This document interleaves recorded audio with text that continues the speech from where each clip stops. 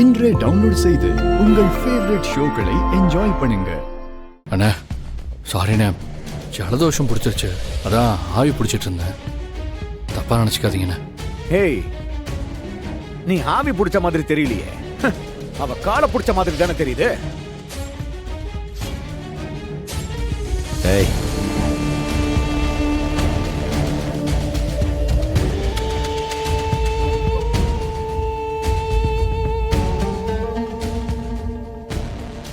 அது ஒன்றும் இல்லை கர்ணா, ஒரு முக்கியமான விஷயத்த உங்ககிட்ட கேட்கலான்னு வந்தேன். நேற்று அவரை கூட்டிட்டு ஹாஸ்பிட்டல் போனல, என்னாச்சு? டாக்டர் என்ன சொன்னார்? வந்து கர்ணா,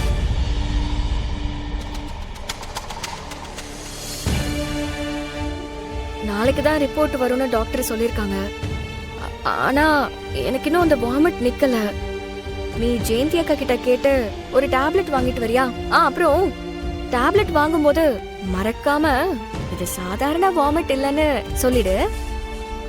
அப்பதான் அவங்க சரியான டேப்லெட் தருவாங்க. இல்லைன்னா அவங்க பாட்டுக்கு ஏதாவது தப்பான டேப்லெட் கொடுத்துருவாங்க.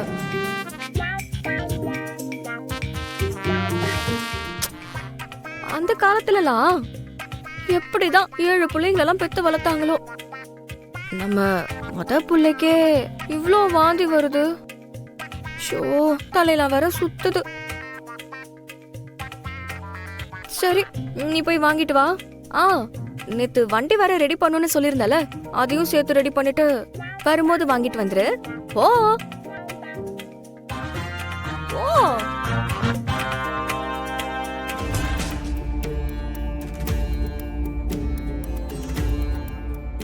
எங்களுக்கு ஆம்பளை புள்ள பிறந்தா உங்க பேர் தான் வைக்கணும்னு கருணா அடிக்கடி சொல்லுவான். ஒருவேளை பொம்பளை புள்ள பிறந்தா என்ன மாமா பேர் வைக்கிறது? நாங்க அப்ப கூட கிருபா ராணின்னு உங்க பேரு வர மாதிரி தான் மாமா வைப்போம்.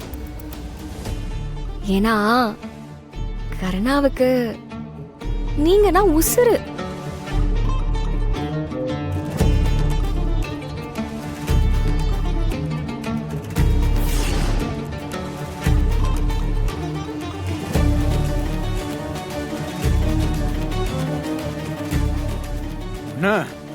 வேணும்னே பண்றானே. ஏய்,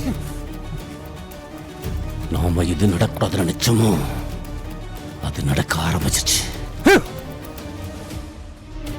அது தெளிவா திமிரா சொல்லிட்டு போறா.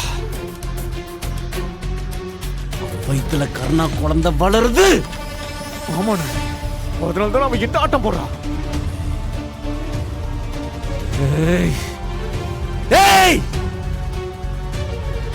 நல்லா கேட்டுக்கோ, கர்ணா குழந்தை வயித்துல வளரக்கூடாது. கூடாது, வளரக்கூடாது. வளராதுண்ணே, வளராது. என்கிட்ட விட்டுன, நான் பாத்துக்கிறேன்.